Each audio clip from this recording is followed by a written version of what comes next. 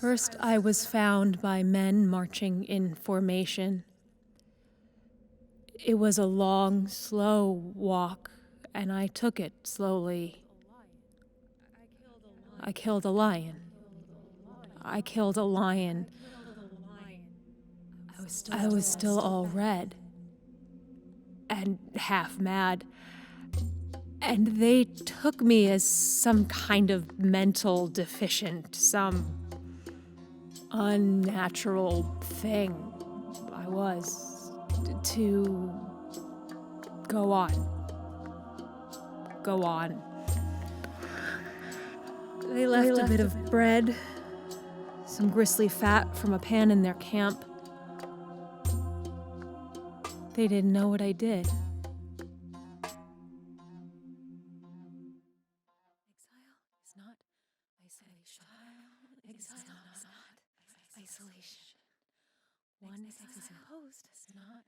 Exile is not isolation. One is imposed, the other is chosen. Wrote it on a slip of paper and keep it in my wallet. It's a tab to pull in times of distress.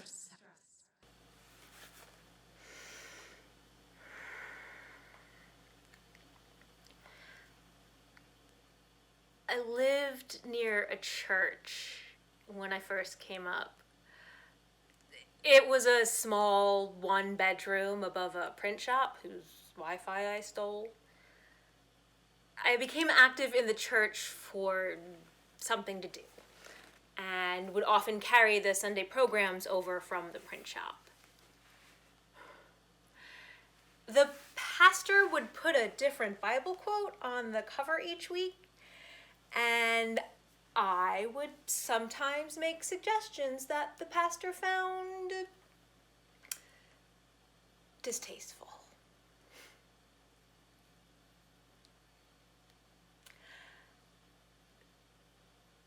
There was comfort in his oratory.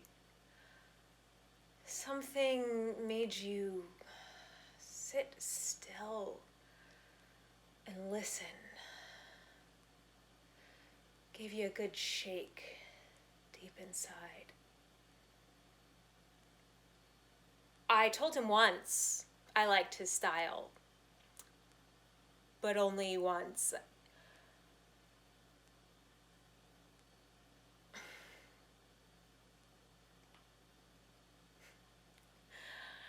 do fucked up stuff like that when you made me feel small, and you always made me feel small, so I was a perpetual fuck up for about 15 years, and thanks for that whole fucking bunch.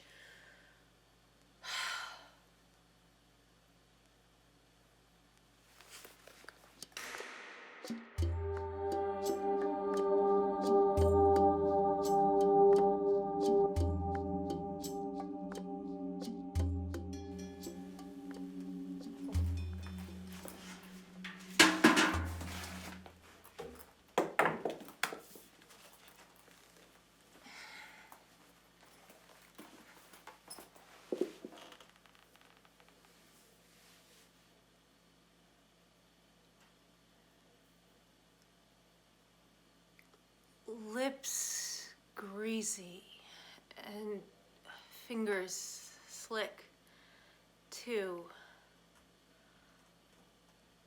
I tugged on a rope, followed where it went, landed on a dock. A boat turned upside down. Turned the boat upright, dropped it in the water, laid down,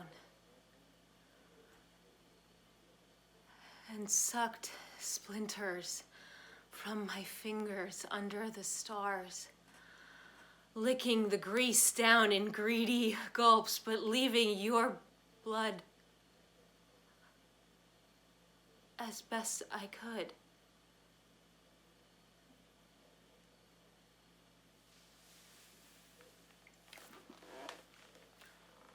I jimmy open the women's room window and get into the building from the small parking lot out back. Karen sees me first and says I'm looking thin. When the pastor steps into the hall, I hide under the bake sale table and wait until I see his loafers approaching, and the smell of incense burns my nose. He compliments the eclairs and I grab his ankle.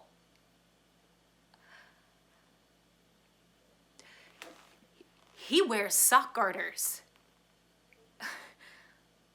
I did not see that coming.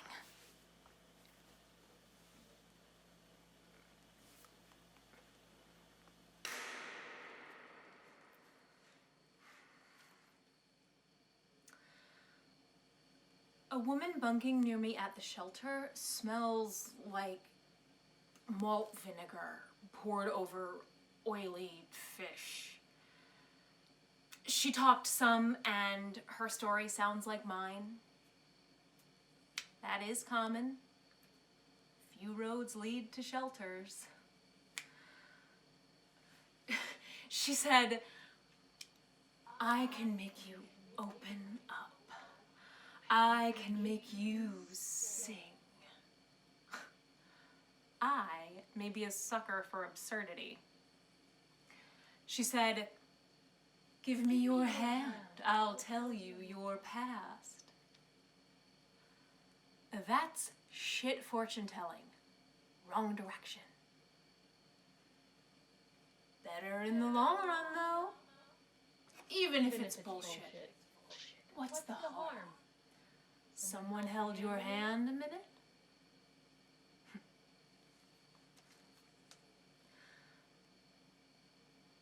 I can tell your fortune for real if you'd like. I come from a long line of gifted clairvoyants. And they're all converging on this moment to warn you not to fucking touch me. Do you understand?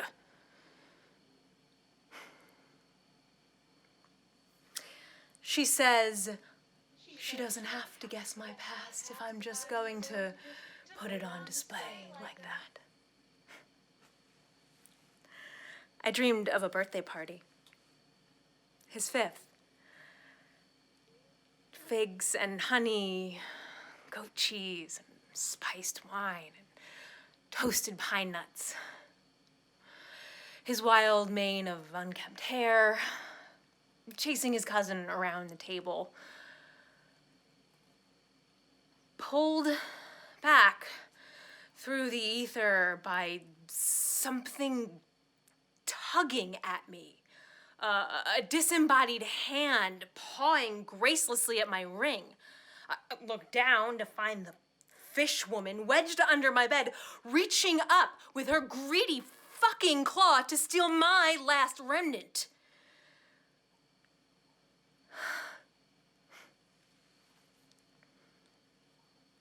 You wanted to see my past? Give me your hand.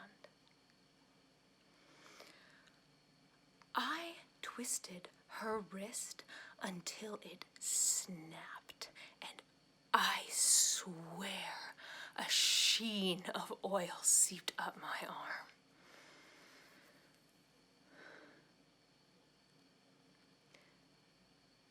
I went through her things, found some packs of crackers that I ate with some jelly packets from the McDonald's across the street.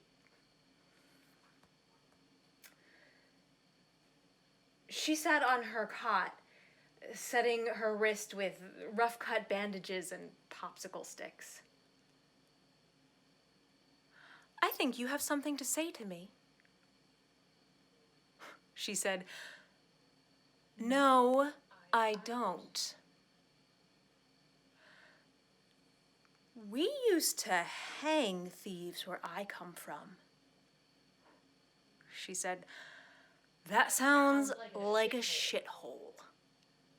Huh. Maybe. But it felt like home to me. Now give me your other hand. I'm going to show you your past.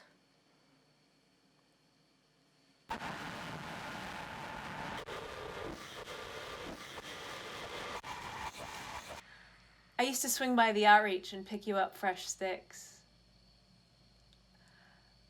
A roll of chocolate chip cookie dough, a 6-pack of Fleet Enemas, bundle of dope, and 20 glazed apple fruit pies.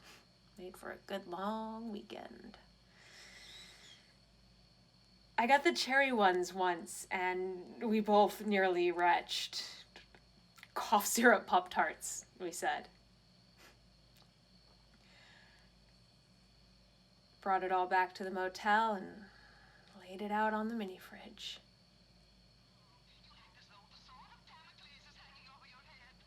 Three Stooges playing on a black and white rabbit ear TV on a TV tray they put near the bathroom. You laugh at that stupid shit and I grin from ear to ear.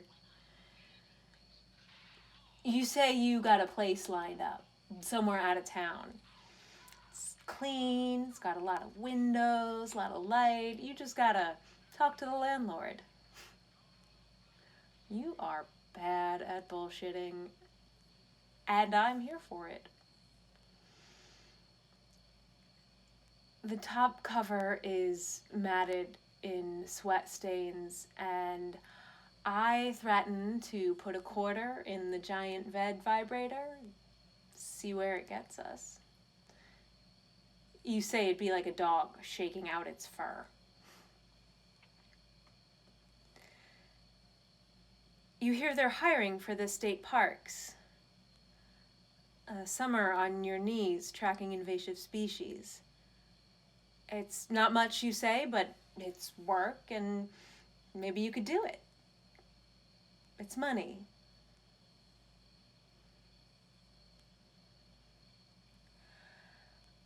I ask if you want something sweet.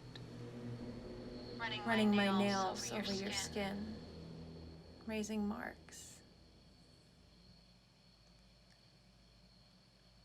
I don't use anymore, but I help you find a vein. $20 bus fare makes an exile feel porous. Waiting for the 4 a.m. Small cup of coffee and 10 sugars. 2 plain cake donuts and an extra cup. $4.65, but that I can't make it to Baltimore. He doesn't know what to tell me. It's $4.65.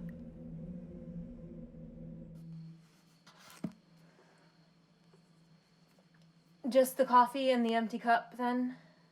And when he turns his back to make it, I grab what candy I can from in front of the register and shove it in my pockets. Hands are shaking and I'm sweating like I'm feverish. I eat the candy without tasting it. God. I would have eaten anything. You'd swear I never had a bite. Wash it down with the coffee, get 2 or 3 good gulps, and vomit it all back up into the empty cup. The bus pulls in. My stomach twists hard, but nothing else comes up.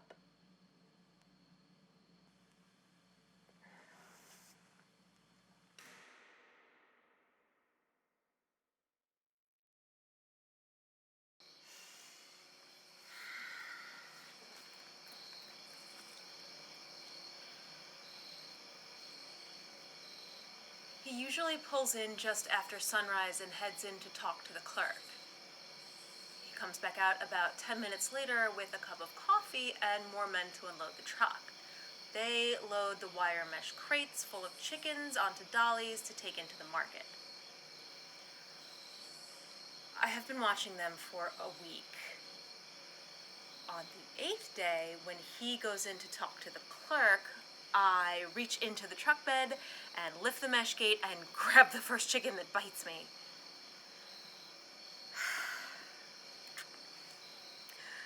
We sit around the corner as I catch my breath. running my fingers through its feathers, feeling the tension in the joints beneath its wings, where I hook my thumbs and gently pull, gently tug until it squawks.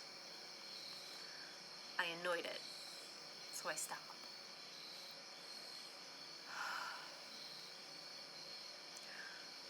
One chicken and I eat for a week. Maybe more if I stretch. 2 if I go back tomorrow.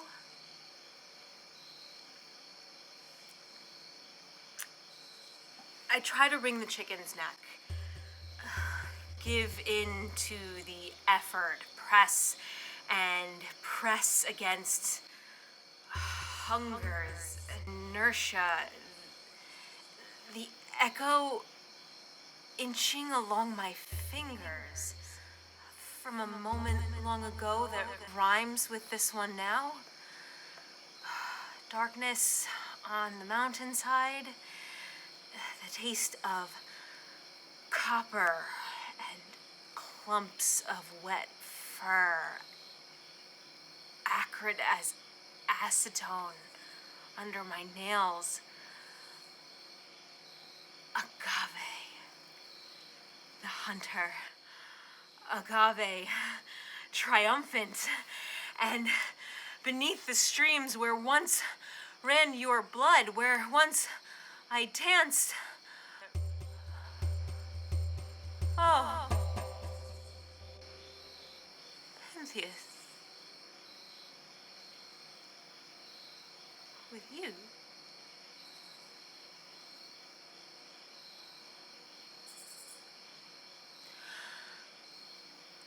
Agave entombed.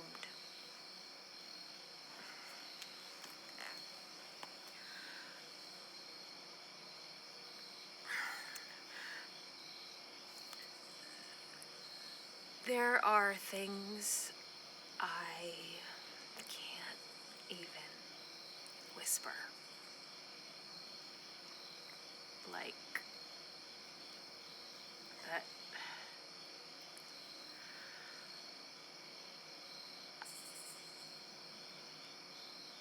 I keep you in the few blank moments just before waking up, when I haven't yet remembered my name. Not the day before, or any before that. But I remember you pretty fucking clearly.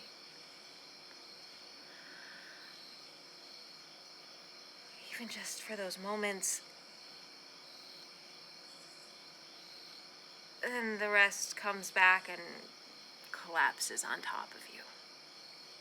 But tomorrow morning, we'll have those few moments again.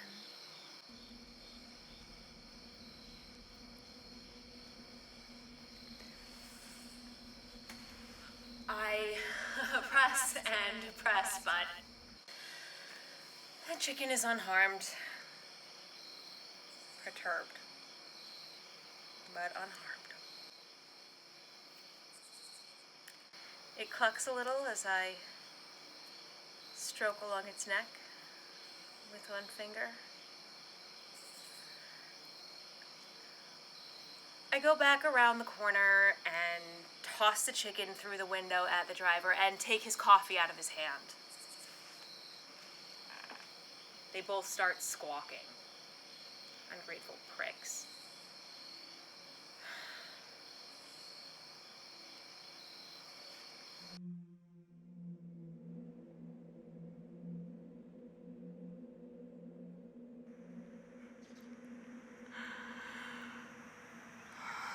Lord above, how they made me beg. Every moment reaching towards something always promised, never seen, Not just me, not seen by any. A scent, almost forgotten. Lilac, but rotten. Poured like oil through my nose and down my throat like a good bump. But without the chatter, the noise.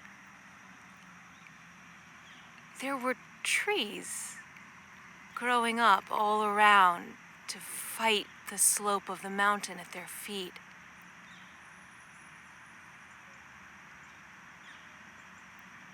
Gravity wins.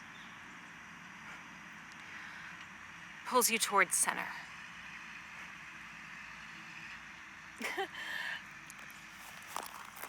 It wasn't an orgy, Euripides. It wasn't an orgy. That was a lie, Euripides.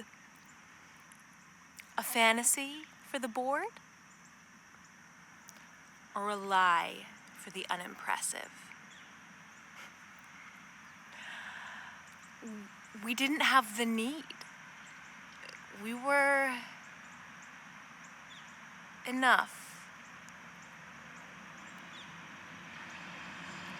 Rotten lilac and the smell of earth.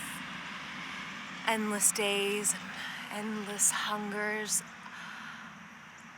I held a clump of moss above her mouth. Squeezed a long, cold drip of water in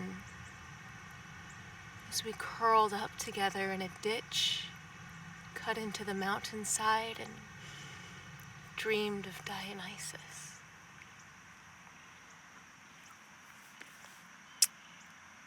I've had dreams. Terrible dreams. I've seen what dreams can do. And dream no more. Lessons learned in the damp of Kithaeron.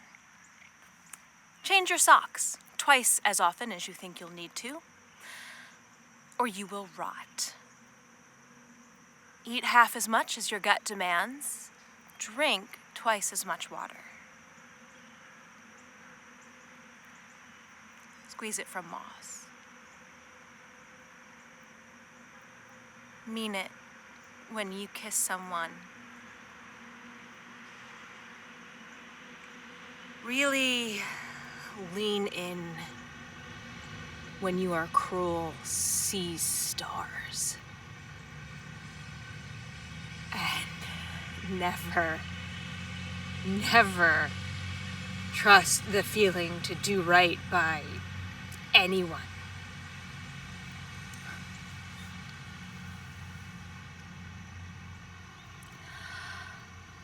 I always come back hungry to that empty fucking dish.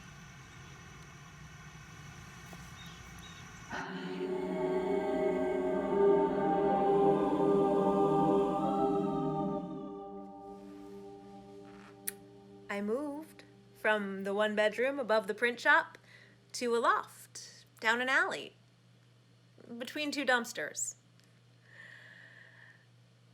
I was most drawn to the basement, where some would keep a washer or a dryer, but here was a small circular crucible and a workbench, left behind by the dead artist whose loft I lived in, unclaimed by his estate, and so inherited by me. I did buy a secondhand sander and stole clamps from Home Depot. The day of the wreck, I wasn't in the car, just crossing nearby. Near the church. Magnets in my fucking shoes. One car swerved, the other was speeding. Another soul lost. I would have wept, but I was all in a rush. flushed red and breathing lightly as I ran up on the wreck and found a piece of loose metal ripped from the body of the pickup. I took the metal home and began my work. Sparks cascading from scalding metal as my hammer drove home my most exquisite point. I filed it finer and pressed its plastic handle until my hand taught it its shape. Made for me. Mine, and mine alone. The utter shock of happy flesh pinned beneath the point of a well-balanced blade. It balances on my fucking finger. It won't cut, not me. It's not allowed. And it listens. I carve light letters in the workbench surface for whoever inherits it next. Exile is reckoning, deferred. Backburner pots boil over in time.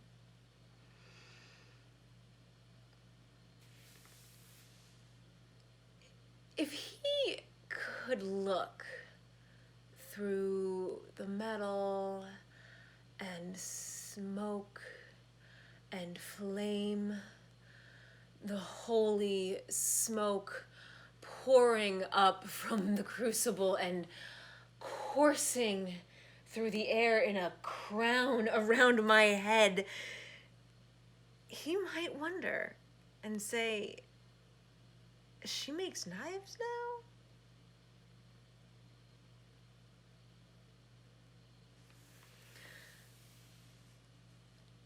She makes knives now.